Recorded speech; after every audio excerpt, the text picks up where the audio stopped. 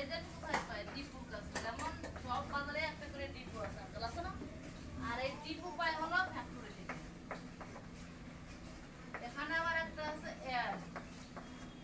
যেমন একটা শ্যাম্পু আমরা ধরেন সানসিল্ক শ্যাম্পু, আমরা কি আগে জানতাম যে এটা বাজারে হয় আছে? আমরা কিন্তু টিভিতে অ্যাড দেখার মাধ্যমেই কিন্তু আসছি। যেমন কোনো না কোনো স্টার এই অ্যাডটা দিচ্ছে, তাই না? এই অ্যাডটা দিচ্ছে, এই অ্যাডে কিন্তু প্রচুর কোটি কোটি টাকা ফ্যাক্টরি খরচ হয়ে গেছে, ঠিক আছে? আচ্ছা, তারপর কিন্তু এখানে আরো জিনিস আছে, যেমন এসআর আছে না? তারপরে আছে আপনার মার্কেটিং অফিসার, ঠিক আছে?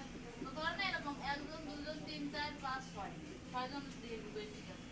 এটা হলো টিএমএস সিস্টেম। এই যে দেখছি না, টিএমএস হলো ট্রেডিশনাল মার্কেটিং সিস্টেম। ফ্যাক্টরি থেকে ডিপো, ডিপো থেকে এজেন্ট, এজেন্ট থেকে হোলসেলার, তারপরে রিটেইলার, তারপরে কাস্টমার। কাস্টমারের সংখ্যা কি বেশি? আমি আপনি সবাই কিন্তু কাস্টমার, কিন্তু এই হাতে গোনা কয়েকজন আছে এরকম, তো আমাদের কাস্টমারের টাকা দিয়ে ওরা বড় লোক হয়ে যাচ্ছে।